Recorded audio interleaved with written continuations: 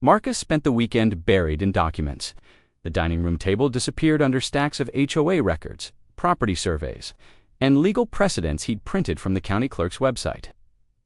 Sarah brought him coffee and sandwiches, while Emma colored quietly in the corner, sensing the gravity of the situation even if she didn't understand it.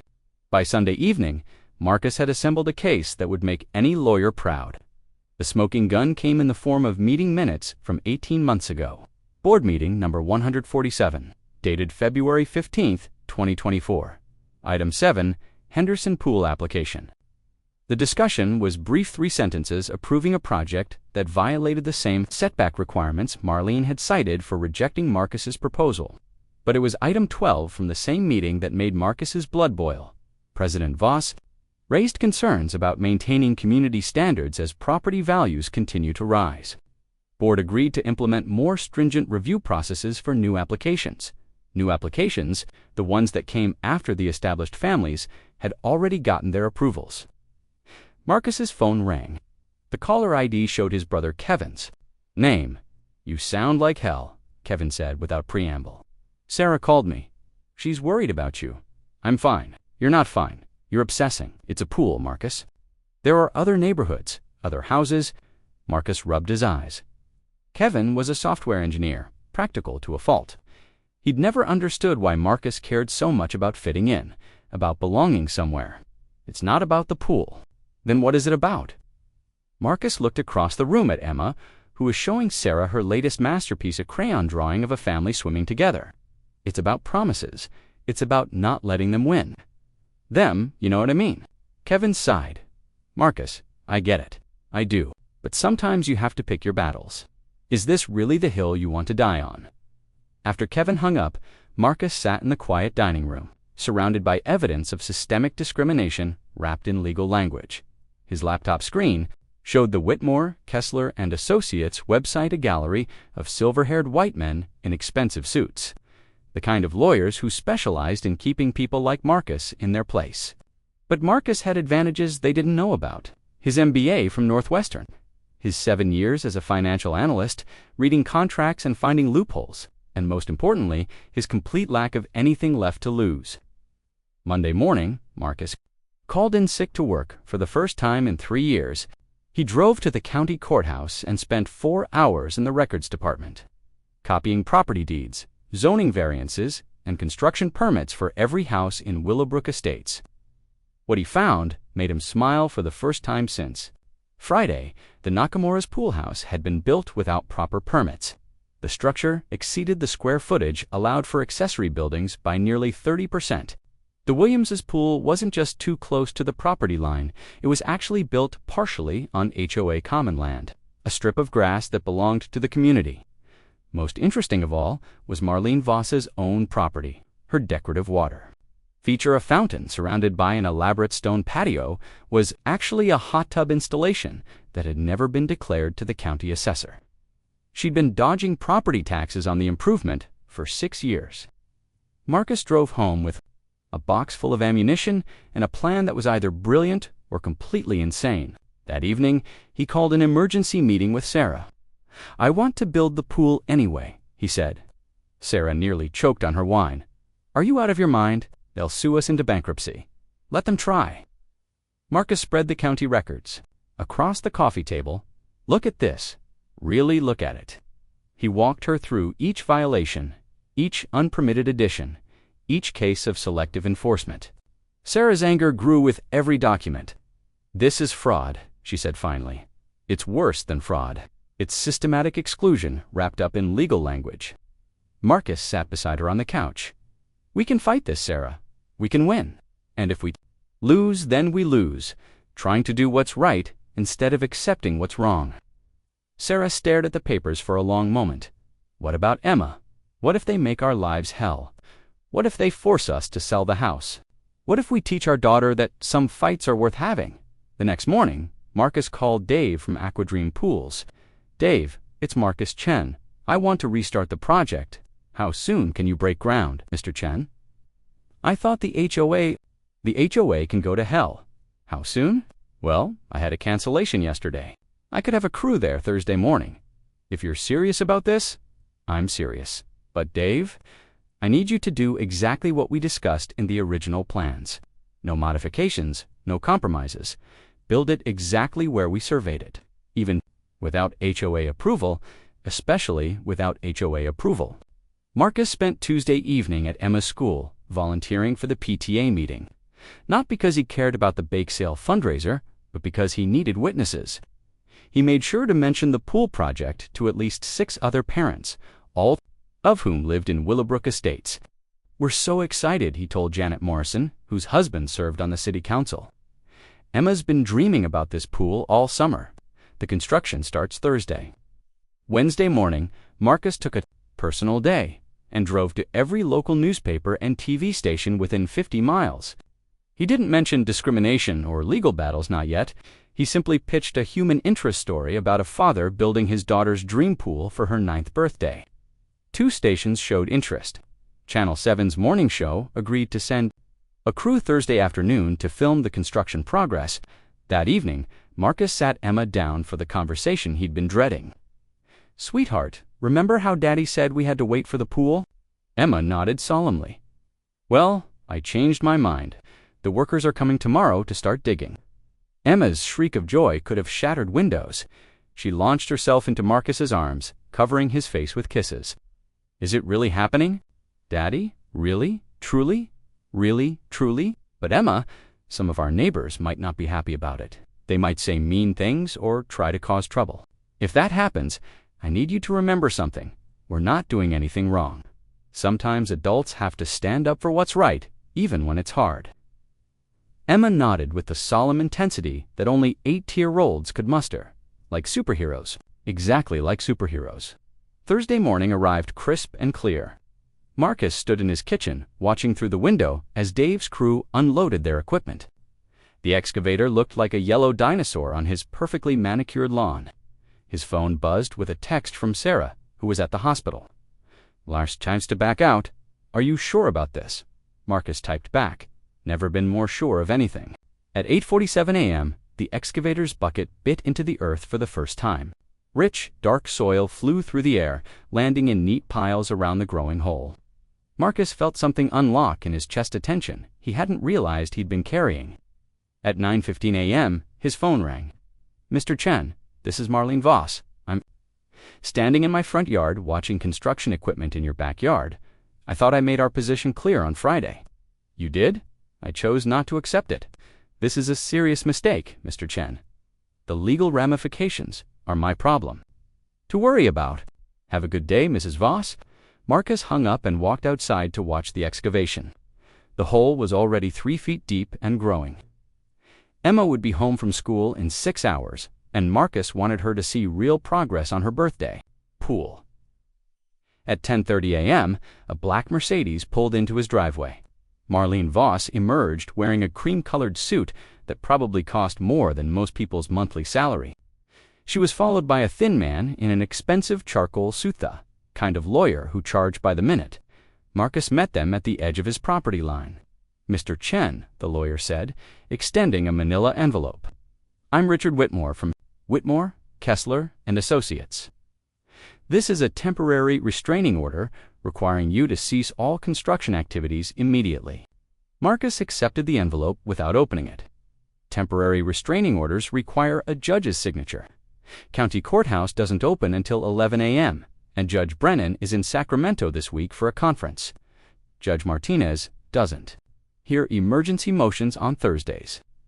The lawyer's confident expression faltered. "I'm sorry I did my homework, Mr. Whitmore. That's a cease and desist letter dressed up in fancy language. It has no legal authority whatsoever." Marlene's face flushed red. "You can't do this. The covenants clearly state a lot of things, Mrs. Voss, including that HOA board members must act in good faith and cannot selectively enforce regulations based on personal bias." "What's that supposed to mean?" Marcus smiled. It wasn't a pleasant expression. "It means I know about the Nakamura's unpermitted pool house, I know about the Williamses' pool that's built on community land, and I know about your hot tub that somehow never made it onto your property tax assessment." The silence stretched between them like a taut wire. Behind Marcus, the excavator continued its steady work. the sound of progress drowning out everything. "Else, you're making a serious mistake," Whitmore said finally. "The mistake was made 6 months ago when you decided to discriminate against my family. Everything that happens from here forward is just consequences." Marlene and her lawyer retreated to the Mercedes, but they didn't. Friday morning brought reinforcements to both sides of the war.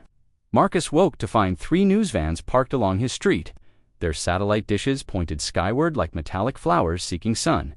The local story had been picked up by regional outlets overnight, and social media had turned Emma's birthday pool into a symbol of suburban injustice. The hashtag #Poolgate was trending in the greater Chicago area. But Marlene Voss hadn't been idle either, their faces grave with righteous indignation. The emergency HOA meeting had been called for 2 p.m. "Daddy, why are all those people here?"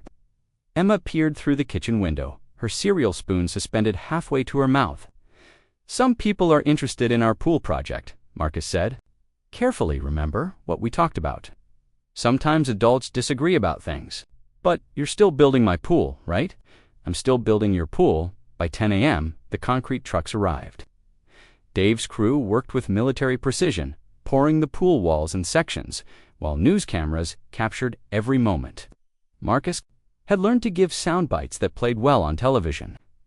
"Every child deserves equal treatment, and we're not breaking any laws, we're just building a birthday present." What he didn't tell the reporters was that Christine Lopez, his new lawyer, had spent the night preparing for legal warfare. The manila folder on his kitchen counter contained enough ammunition to destroy the HOA's credibility. They were willing to go nuclear. At noon, Marcus's phone rang. The caller ID showed his company's HR department. "Marcus, this is Jennifer from Human Resources. We need to talk." His stomach dropped. "About what?" "Your recent media appearances. Several employees have expressed concerns about the company being associated with controversial activities." "Controversial activities. I'm building a swimming pool. You're in a public legal dispute that's getting significant media attention. The company feels it's best if you take some time off until this situation resolves itself." "Are you firing me?" "We're placing you on unpaid administrative leave pending the outcome of your legal issues." Marcus hung up and stared at his phone. 20 minutes later, Sarah called from the hospital. "They're making me use vacation days for any media interviews," she said, her voice tight with stress. "The chief of staff thinks the publicity reflects poorly on the hospital's reputation." "They can't do that." "They can, and they are." "Marcus, maybe we should know." The word came out harder than he intended. "We're not backing down, not now." At 1:45 p.m., Marcus walked into the community center for the emergency HOA meeting. The room was packed with more people than he'd ever seen at a board meeting. Neighbors he'd exchanged pleasantries with for 3 years now avoided his eyes. Marlene Voss sat at the head table like a judge preparing to render sentence. The other board members, Tom Hendricks, Patricia Walsh, and David Kim, flanked her, with expressions ranging from uncomfortable to openly hostile. "This emergency meeting is called to order," Marlene announced. "We're here to address the flagrant violation of community covenants currently taking place at 247 Maple Drive." Marcus stood up from his seat in the back row. "Point of order, Mrs. Voss. I haven't violated any covenants. You've commenced construction without proper authorization. I've commenced construction after being denied authorization through a discriminatory review process." A murmur rippled through the crowd. Marcus had their attention now. "The facts are simple," he continued, walking toward the front of the room. "Identical pool projects have been approved for the Henderson, Nakamura, and Williams families. My project was denied despite meeting all the same requirements. The only difference is the color of my family's skin." "That's a serious accusation," Tom Hendricks said, his face flushing red. "It's a serious situation." Marcus pulled out a folder of documents. "These are the approved applications for every pool built in Willowbrook Estates over the past 5 years. Every single one was approved within 2 weeks. Mine was denied after 3 weeks of deliberation, citing setback requirements that don't appear in any of the other applications." Patricia Walsh leaned forward. "The board has discretion to interpret covenants based on individual circumstances. The board has a legal obligation to apply covenants consistently." Christine Lopez's voice cut through the room like a blade. Marcus's lawyer had arrived, her briefcase in hand, and her expression promising trouble. "I'm Christine Lopez, representing Mr. Chen. I've reviewed the HOA's approval history, and the pattern of selective enforcement is undeniable." Knuckles were white as she gripped her gavel. "This is highly irregular. Legal counsel wasn't invited to this meeting." "This isn't a closed session," Christine replied smoothly. "Unless you're planning to vote on something you don't want the public to see." The room fell silent except for the hum of the air conditioning. Marcus could feel the shift in energy. Neighbors who'd been glaring at him were now looking uncertainly at the board. "I move to table this discussion until we can consult with our legal team," David Kim said quickly. "Seconded," Patricia Walsh added, but before Marlene could call for a vote, a voice from the back of the room interrupted. "I'd like to say something." Everyone turned to see Helen Patterson, Jim's wife, standing near the door. She was 73 years old and had lived in Willowbrook Estates longer than anyone except Marlene. "I've been watching this situation unfold, and I have to say, I'm ashamed of how we're treating the Chen family." Her voice carried the authority of age and moral certainty. "Marcus is a good neighbor, a good father, and a good man. His little girl deserves that pool just as much as any other child in this community." Another voice joined hers, Janet Morrison, the city councilman's wife.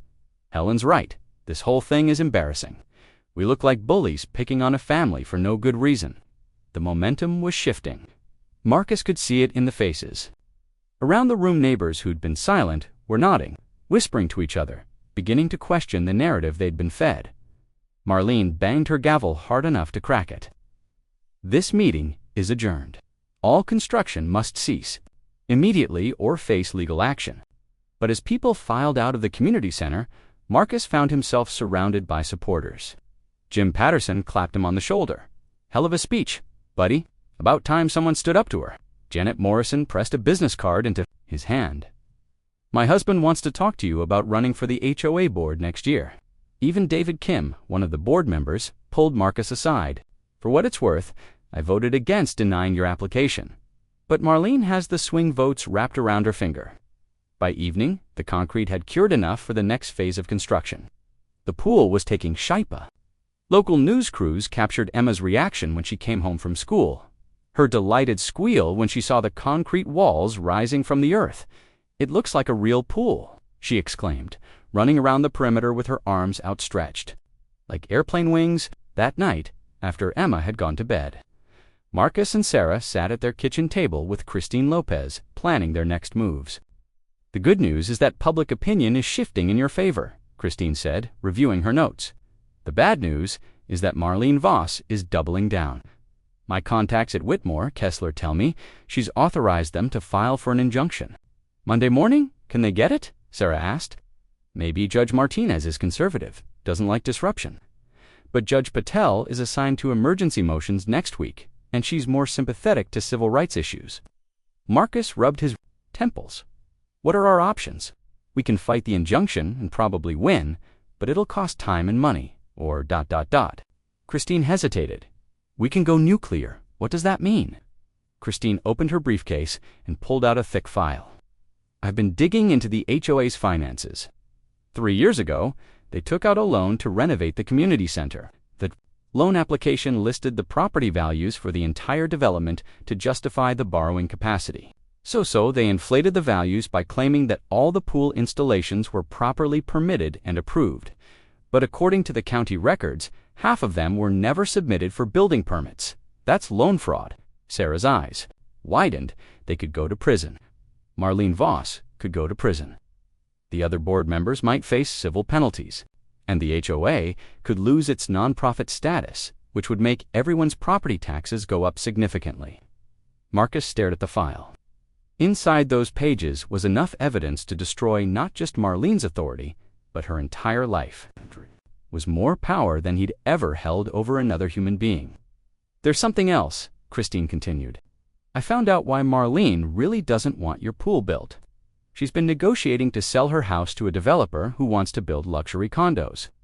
The deal is contingent on the neighborhood maintaining its exclusive character. Her words, not mine. Your pool represents a shift in the community demographics that could kill her sale." The pieces fell into place. This wasn't about covenants or community standards. This was about money, millions of dollars in development deals that required keeping certain people out. She's been planning this for months, Em. Saturday morning arrived with the sound of breaking glass. Marcus jolted awake at 3:47 a.m. to the sharp crash of his living room window shattering. Sarah was already sitting up, her face pale in the darkness. From Emma's room came the confused whimper of a child torn from sleep by violence. "Stay here," Marcus whispered, grabbing the baseball bat he'd moved to his nightstand after the threatening texts began. The living room was a disaster. Shards of glass covered the hardwood floor, and a brick lay among the debris. Tied to it with rubber bands was a note written in block letters. "Stop now, or next time, it's your daughter's window." Marcus called the police while Sarah comforted Emma, who was crying in her pajamas, asking why someone would want to hurt their house. The responding officer was sympathetic but pessimistic. "No witnesses, no cameras, no fingerprints on the brick. Looks like someone's trying to intimidate you," Officer Rodriguez said, photographing the scene. "You having any disputes with neighbors?" Marcus almost laughed at the understatement. "You could say that." By 6 a.m., 3 news vans had arrived to cover the escalation. The story was no longer about a birthday pool, it was about domestic terrorism in suburban America. Marcus found himself giving interviews while contractors installed plywood over his broken window. "Whoever did this crossed a line," he told Channel 7's Lisa Park. "They threatened my 8-year-old daughter." That's not about property values or community standards. That's about hate. The footage aired during the morning news cycle and was picked up nationally by CNN by noon. Marcus's phone was ringing with interview requests from as far away as New York and Los Angeles, but the media attention came with a price. At 2 p.m., his company's CEO called personally. "Marcus, I'm sorry, but we have to let you go. The situation has become too much of a distraction. We'll provide 3 months severance and maintain your health insurance through the end of the year." Marcus sat in his car outside the corporate office, holding a box containing 3 years of his professional life. His security badge had been deactivated, his company email shut down, his business relationships severed. All because he'd refused to accept discrimination. When he arrived home, he found Christine Lopez waiting in his driveway with a grim expression and a federal marshal. "Marcus, we need to talk. This is Deputy Marshal Williams. He's here to serve some papers." The federal lawsuit Christine had filed on his behalf had triggered an immediate response from Whitmore, Kessler, and Associates. They were countersuing for harassment, defamation, and conspiracy to commit fraud.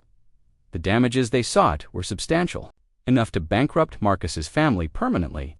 "They're trying to destroy you financially before the case goes to trial," Christine explained.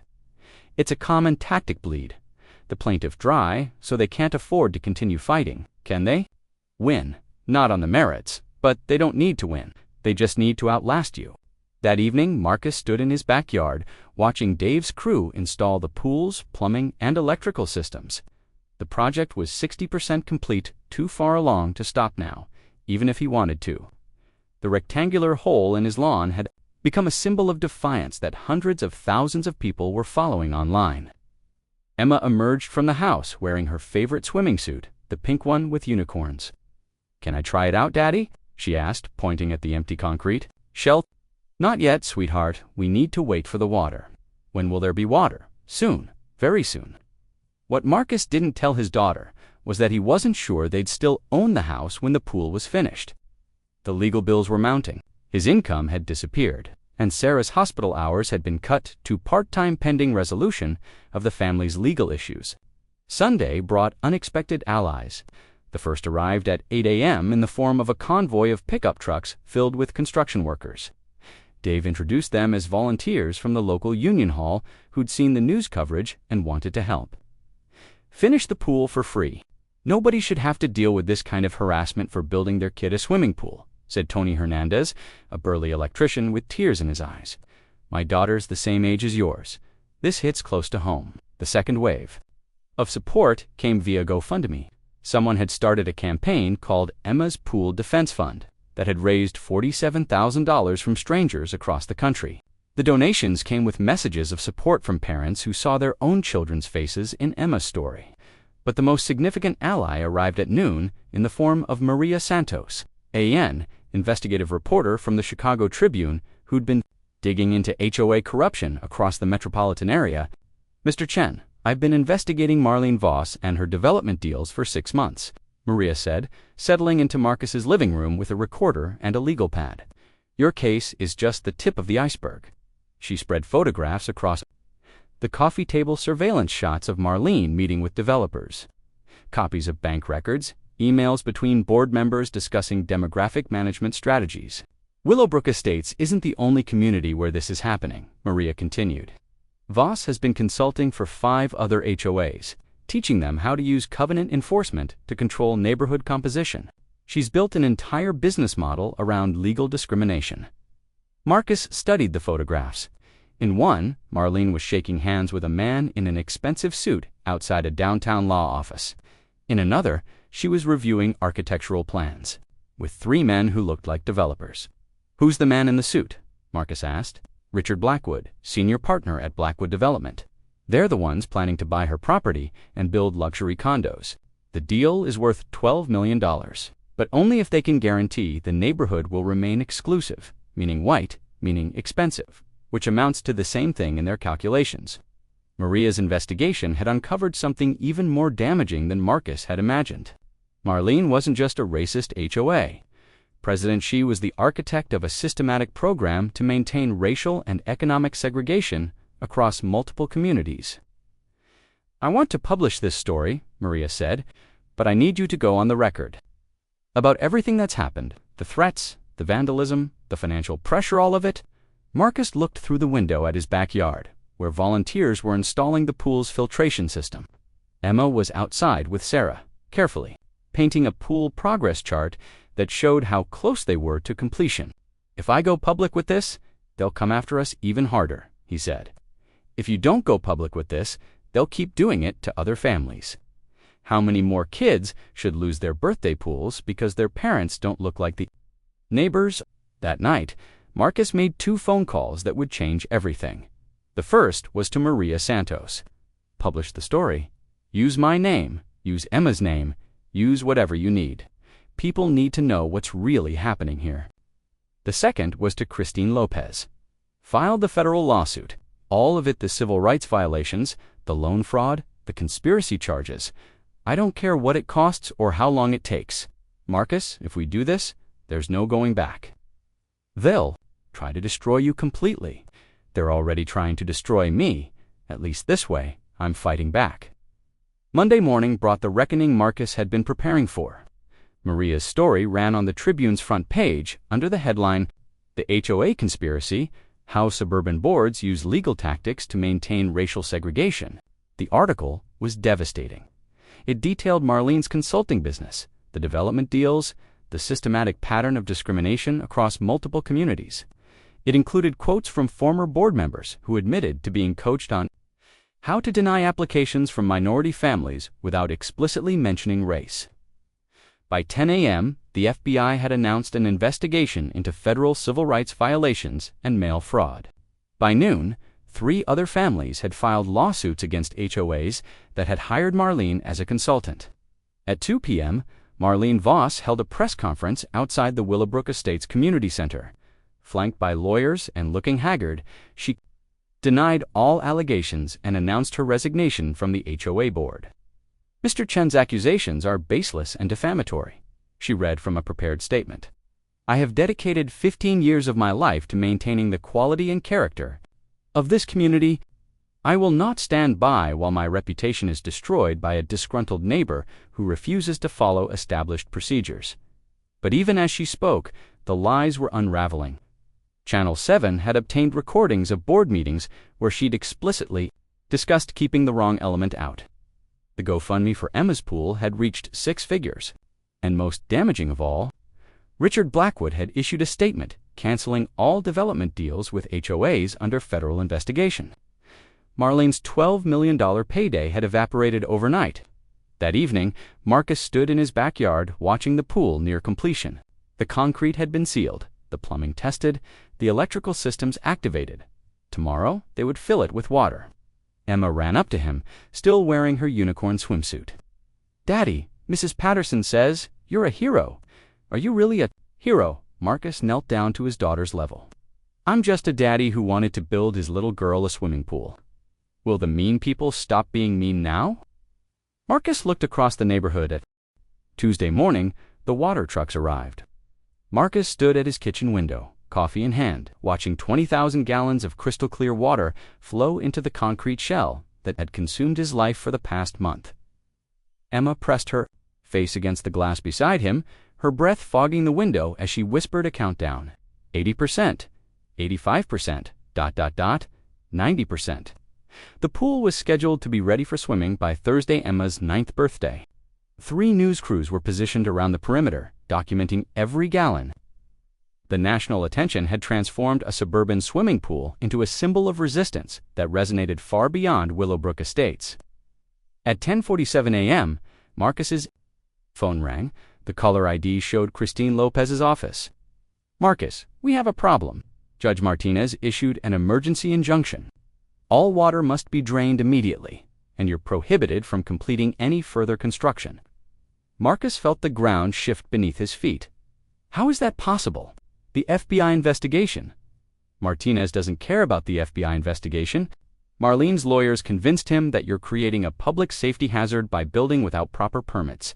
The injunction takes effect immediately.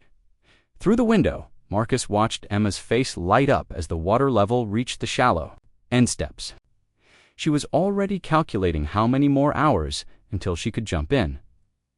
"How long do I have?" 24 hours to comply. After that, the county can send crews to drain it at your expense and hold you in contempt of court. Marcus hung up and walked outside to where Dave was making final adjustments to the filtration system. The pool was 96% full, the water so clear he could see every detail of the bottom drain. "Dave, we need to talk," he explained the injunction, while Dave's crew continued working. The men had volunteered their time in materials union brothers who understood what this fight represented. The idea of draining the pool felt like surrendering on the eve of victory. "What do you want to do, boss?" Dave asked. Marcus looked at the water, then at the news cameras, then at his house, where Emma was probably planning her birthday pool party. "Finish it, fill it completely, and get the systems running. If they want to drain it, let them do it in front of the whole world." By noon, the pool was full. Emma emerged from the house in her unicorn swimsuit, ready for the first swim that would have to wait another 2 days. The disappointment on her face when Marcus explained the delay was almost unbearable. "But it's my birthday pool," she said, her voice small and confused. "Why won't they let me swim in my birthday pool?" Before Marcus could answer, a black sedan pulled into his driveway. 2 men in dark suits emerged, federal agents who looked like they'd stepped out of a movie. "Mr. Chen, I'm Agent Thompson, FBI. We'd like to speak with you about the threats you've been receiving." They sat at Marcus's kitchen table while Emma colored in the living room, carefully staying within the lines of a mermaid swimming in a crystal blue pool. Agent Thompson opened a file containing photographs Marcus had never seen before. "We've been investigating Mrs. Voss for several weeks," Thompson said. "Your case brought her to our attention, but the conspiracy goes much deeper than housing discrimination." The photographs showed Marlene meeting with men Marcus didn't recognize, exchanging envelopes, signing documents in parking garages and hotel lobbies. "She's been running a real estate manipulation scheme across 3 counties, Thompson continued. The HOA discrimination was just one component. She'd identify minority families moving into upscale neighborhoods, then coordinate legal harassment campaigns to force them to sell at below-market prices. Her associates would buy the properties and flip them to preferred buyers." Marcus stared at the surveillance photos. How many families? At least 30 over the past 5 years. Maybe more. The financial damage runs into the millions. "And you're just arresting her now." "We're not arresting her yet. She disappeared sometime Sunday night. We have warrants for her home and office, but she's gone. So is Richard Blackwood and most of the development money." A chill ran down Marcus's spine. "What does that mean for my family?" "It means you should be very careful. Desperate people do unpredictable things, and Mrs. Voss has lost everything. Her consulting business is finished. Her development deals are dead, and she's facing federal conspiracy charges. She blames you for destroying her life." That evening, Marcus hired private security. 2 former police officers would take shifts watching the house until Marlene was found. The cost was money he didn't have, but Emma's safety was worth any price. Wednesday arrived gray and overcast, with heavy clouds promising rain. Marcus woke early to find news vans already positioned along his street. Word of the injunction had leaked, and reporters were preparing to document either Emma's first swim or the dramatic draining of her birthday pool. At 9 a.m., county trucks arrived with pumping equipment.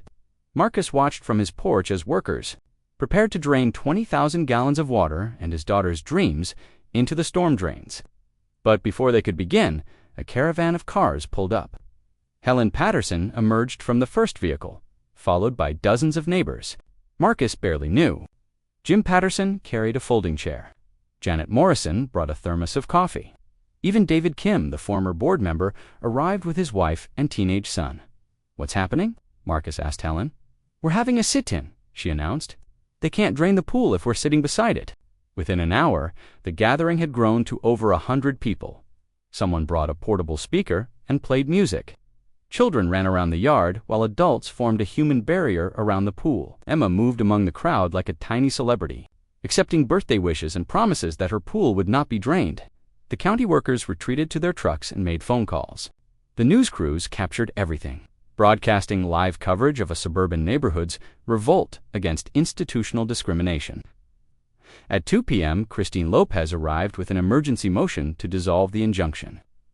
Federal civil rights violations trump local building permits, she explained to the cameras. This injunction is nothing more than continued harassment of the Chen family.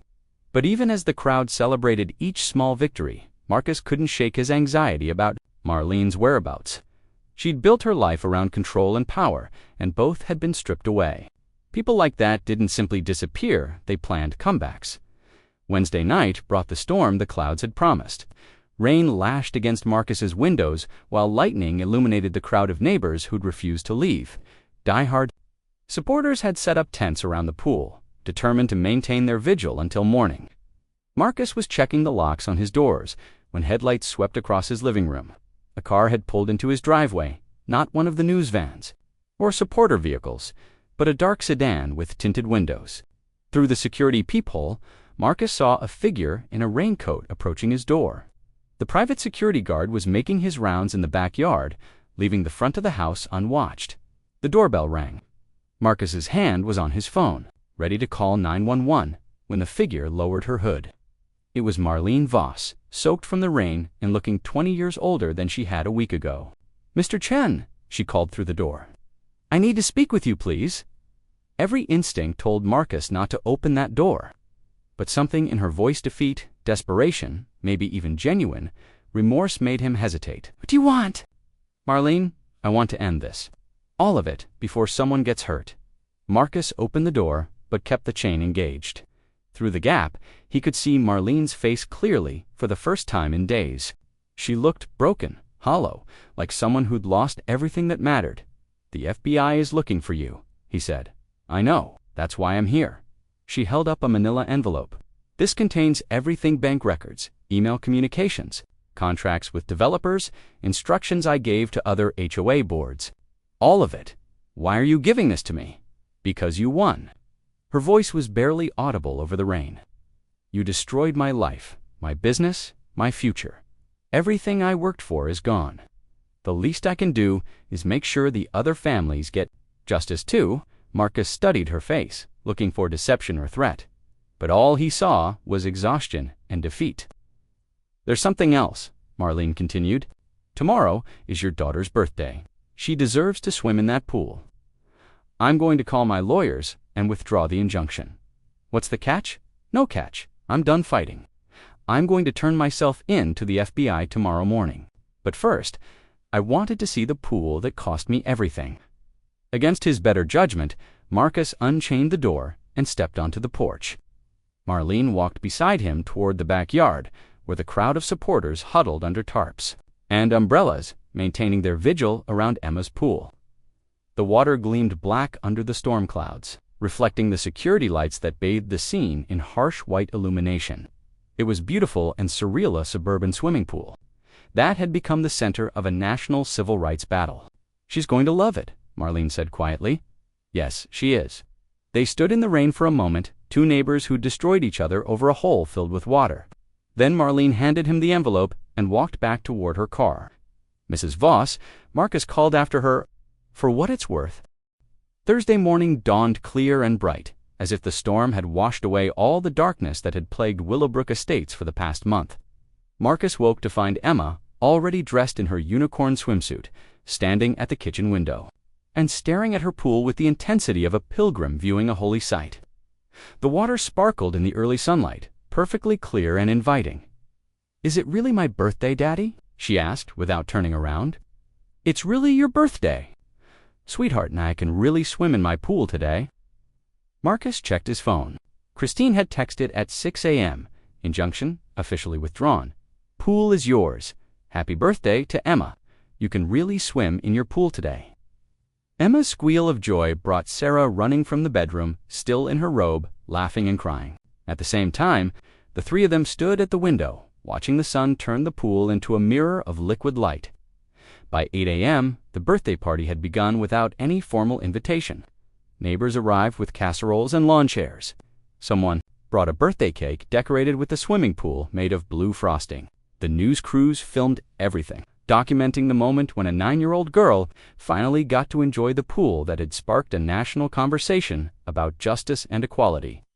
At exactly 9:17 a.m. Emma had been watching the clock with military precision. She stood at the edge of the deep end, her small hands on her hips, in a pose of absolute determination. This is for every kid who gets told they can't have something just because of who they are, she announced to the crowd, her voice carrying the gravity of someone far older than 9. Marcus wasn't sure where she'd learned those words. Hit him like a punch to the chest. His daughter had been watching, listening, learning from everything that had happened.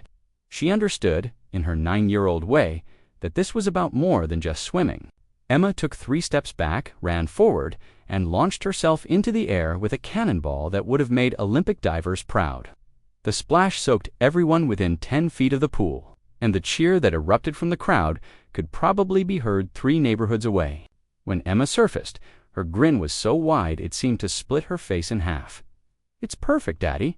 It's absolutely perfect." For the next hour, the pool was chaos. Emma swam with the Patterson kids, played Marco Polo with the Morrison twins, and taught diving techniques to anyone who would listen.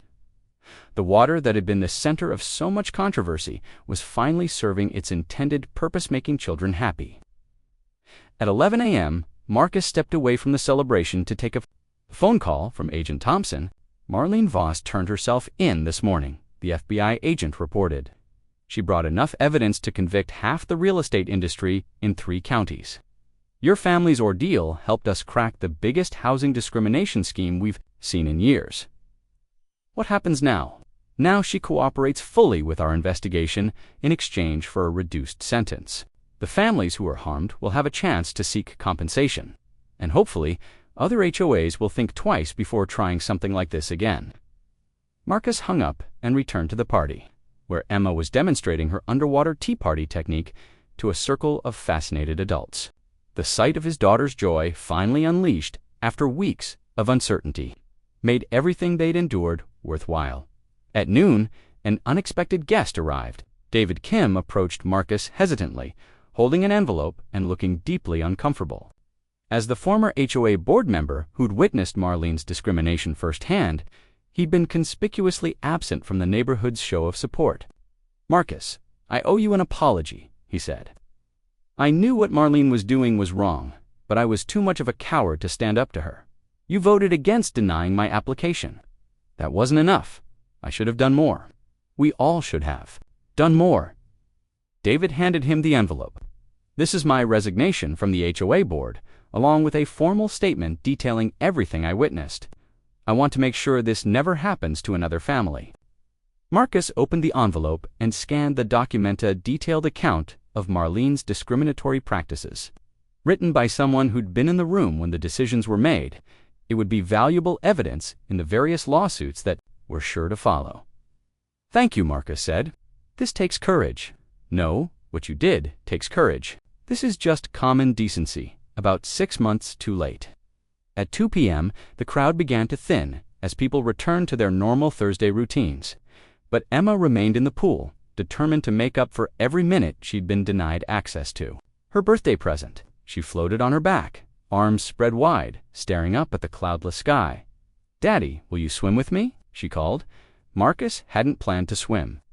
He'd been so focused on the legal battles and media attention that he'd forgotten the pool was meant for enjoyment, not just symbolic victory. But looking at his daughter's expectant face, he couldn't think of anything he'd rather do. He changed into swim trunks and dove into the deep end, the cool water enveloping him like an absolution.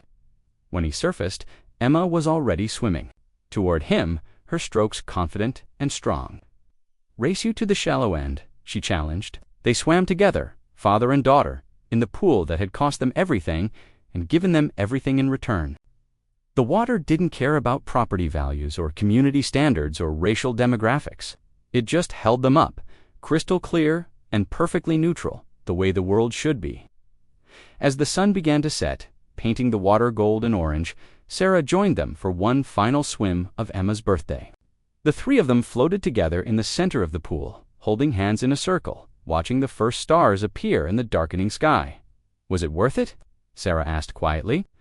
Marcus thought about everything they'd endured, the job losses, the threats, the broken windows, the legal bills that would take years to pay off. He thought about the families across 3 counties who would benefit from Marlene's evidence. He thought about the changes already happening in HOA policies nationwide, the conversations about discrimination that were taking place in living rooms and boardrooms across America. But mostly he thought about his daughter's face when she jumped into this pool for the first time, the pure joy of a promise kept and a dream fulfilled. "Ask me again in 20 years, he said. When Emma's building a pool for her own kids, Emma giggled and splashed them both. "I'm going to build the biggest pool in the whole world, and everyone will be invited to swim in it. No HOAs allowed." They floated in comfortable silence as the pool lights came on, illuminating the water in a soft blue glow. Tomorrow would bring new challenges. There were still lawsuits to fight, bills to pay, and a neighborhood to heal. But tonight, they had this moment of perfect peace, this small rectangle of justice carved out of suburban conformity. In the distance, Marcus could see lights coming on in houses throughout Willowbrook Estates. Behind those windows, families were having dinner, children were doing homework, and parents were tucking their kids into bed with stories of better tomorrows. Some of those parents would tell their children about the Chen family's pool, about the father who refused to accept no when it came disguised as discrimination. Some of those children would grow up believing that standing up for what's right is worth any cost. And in 20 years, when they faced their own moments of injustice, maybe they'd remember the story of Emma's birthday pool and find the courage to fight back. The pool that started as one man's promise to his daughter had become something larger, a symbol of resistance, a victory for justice, and proof that sometimes the most important battles are fought, not in courtrooms or boardrooms, but in suburban backyards where children learn what it means to never give up. Marcus Chen had built more than a swimming pool. He'd built a legacy. And as Emma's laughter echoed across the water, carrying on the evening breeze to every corner of the neighborhood, it sounded remarkably like the sound of change itself, joyful, unstoppable, and absolutely perfect. The sledgehammer felt heavy in Marcus's hands as 200 neighbors watched from behind their perfectly manicured lawns. The HOA president's face had gone white, her legal threats still echoing in the morning air. She thought she'd won when she forced him to choose between his family's dream and a lawsuit that would destroy them. But as Marcus raised the hammer above the crystal-clear water that had cost him everything, she was about to learn that sometimes the only way to win is to make sure nobody else can either. Marcus Chen had never wanted anything as much as he wanted that pool. Standing in his backyard on a sweltering July morning, he could already see it, the crystal-clear water reflecting the oak trees. His 8-year-old daughter Emma's delighted squeals as she cannonballed off the diving board. His wife Sarah finally relaxing after months of working double shifts at the hospital. The Willowbrook Estates HOA handbook sat open on his patio table, its pristine pages mocking him with subsection 4.7. Swimming pools require board approval and must comply with all aesthetic guidelines. He'd read those words 100 times, every comma, every period. Nothing in there said he couldn't have a pool. "Dad, is it going to be ready for my birthday party?" Emma bounced on her toes beside him, her gap-toothed grin infectious despite the heat. "We'll see, sweetheart." Marcus ruffled her dark hair, the same shade as his own. Daddy's got some paperwork to finish first. The truth was, Marcus had already started the process 3 weeks ago. The HOA application had been submitted with every required document, every architectural drawing, every permit from the city. He'd even hired the most expensive pool contractor in town, the same one who'd built the Henderson's infinity pool 2 streets over. The one featured in the HOA newsletter as a perfect example of tasteful luxury. Sarah emerged from the kitchen, iced tea in hand and worry creasing her brow. Any word from the board? Nothing yet. Marcus accepted the glass gratefully, the condensation cool against his palm. But Marlene Voss said applications typically take 2 to 3 weeks. It's been 3 weeks and 2 days. Sarah's expression tightened at the mention of the HOA president's name. Marlene Voss was the kind of woman who organized her spice rack, alphabetically, and sent violation notices for grass that grew a 1/4 inch too tall. She'd lived in Willowbrook Estates since the development opened 15 years ago, back when the houses cost half what they did now. Maybe she's just busy. Sarah offered, but her voice lacked conviction. Marcus's phone buzzed. The contractor? Mr. Chen. This is Dave from Aquadream Pools. I hate to bother you, but we're scheduled to break ground Monday morning, and I still haven't received confirmation that your HOA approval came through. Without that paperwork, we can't. I'll have it by Monday. Marcus interrupted. I'm picking it up today. He ended the call and grabbed his keys. The HOA office was only 5 minutes away, housed in the community center that doubled as a polling place and bingo hall. Marlene Voss kept office hours every Friday from 10 a.m. to 2 p.m. Though Marcus suspected she was there far more often, peering through the Venetian blinds at the comings and goings of her small kingdom, the community center parking lot was nearly empty when Marcus arrived. His footsteps echoed in the sterile hallway as he approached the frosted glass door marked Homeowners Association, M. Voss, President. He knocked. Come in. Marlene Voss sat behind a desk that belonged in a corporate boardroom, not a suburban HOA office. She was 63, with silver hair pulled back in a bun so tight it seemed to stretch her features. Her navy blazer was impeccable despite the heat, and her fingers adorned with rings that caught the fluorescent light were folded precisely on the desk blotter. Mr. Chen, she didn't look up from the papers spread before her, right on time. Marcus forced a smile. Mrs. Voss, I'm here about my pool application. The contractor needs to start Monday, and I was hoping, sit down, please. The chair across from her desk was uncomfortably low, forcing Marcus to look up at her. A power play. He'd seen it in boardrooms before. I've reviewed your application thoroughly, Marlene said, finally meeting his eyes. I've also consulted with the other board members, as well as our legal counsel. Marcus's stomach tightened. Legal counsel? The pool, as proposed, would violate multiple covenants. She lifted a document from her desk. His application, now covered in red ink, subsection 4.7, requires that all pools maintain appropriate setbacks from property lines. Your proposed location is 18 inches too close to the eastern boundary. That's impossible. Marcus leaned forward. I had it surveyed twice. The setback is exactly what's required, 15 feet. The requirement is 15 feet from the property line to the pool structure. That includes the decking, the equipment, housing, and the safety barriers.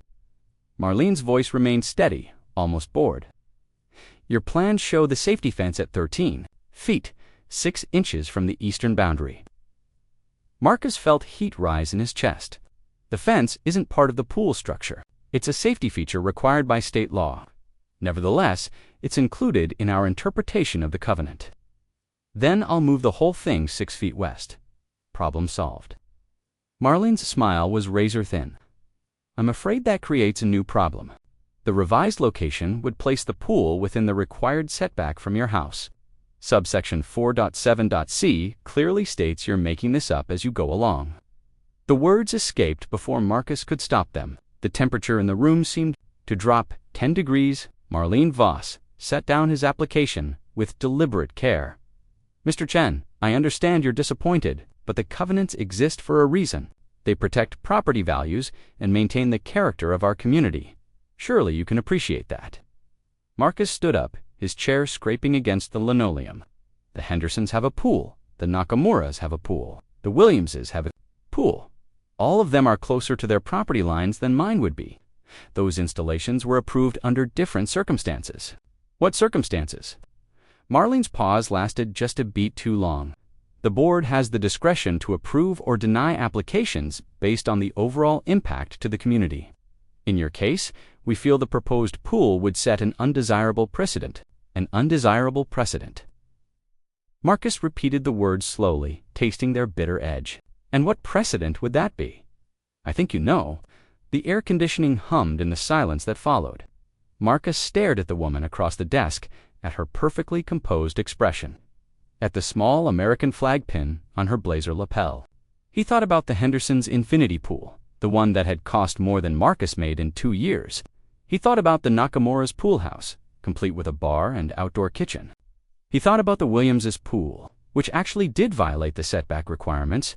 Marcus had measured it himself, out of curiosity. All of them white families. All of them approved without question. I see, Marcus said quietly. I'm sure you do. Marlene picked up a different document, a thick packet of papers.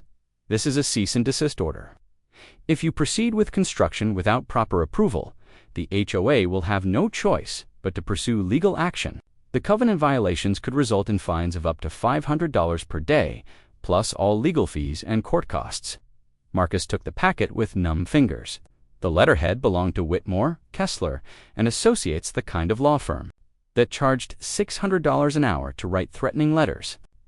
The good news, Marlene continued, is that you can reapply next year, perhaps with a different design, something more in keeping with the community standards.